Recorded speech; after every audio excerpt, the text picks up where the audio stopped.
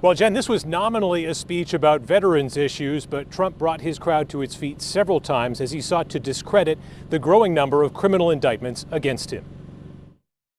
They took the gloves off, and we can say whatever we want.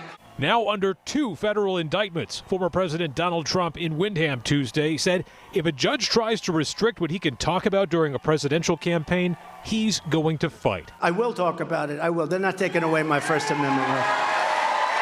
Speaking to a revved-up crowd, Trump cast the federal criminal charges against him as both absurd and a politically motivated assault, using profanity to describe how he thinks it's all a ploy to keep him off the campaign trail. How can my corrupt political opponent, crooked Joe Biden, put me on trial during an election campaign that I'm winning by a lot, but forcing me nevertheless to spend time and money away from the campaign trail in order to fight bogus, made-up accusations and charges? That's what they're doing. I'm sorry, I won't be able to go to Iowa today. I won't be able to go to New Hampshire today because I'm sitting in a courtroom on because his attorney general charged me with something.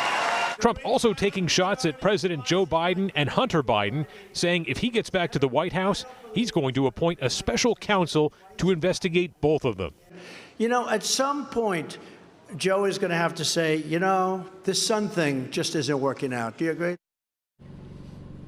Again, this started out as a speech on veterans issues, Trump vowing, if elected, to finally bring a full-service VA hospital to New Hampshire, which he plans to fund with money that is currently allocated to helping migrants at the southern border. Reporting in Windham, Adam Sexton, WMUR News 9. Supporters and detractors of the former president gathered before and after his speech today, many of them showing just how fervently they support him. Ross Katchke continues our coverage there with more reaction to the former president's remarks today. Ross?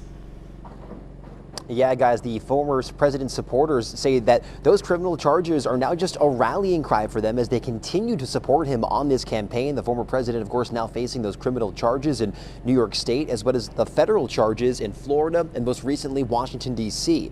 We spoke with some of those supporters as they left the rally here in Windham High School after that speech, some of them telling us that Mr. Trump is the only person they feel is capable of rolling back what they see as failures in the Biden administration, pointing to issues like inflation and the U.S.-Mexico border. Now, it was not just supporters here. We also heard from some protesters who had come here to the high school this afternoon. They say they want the Republican Party to move on from the Trump administration.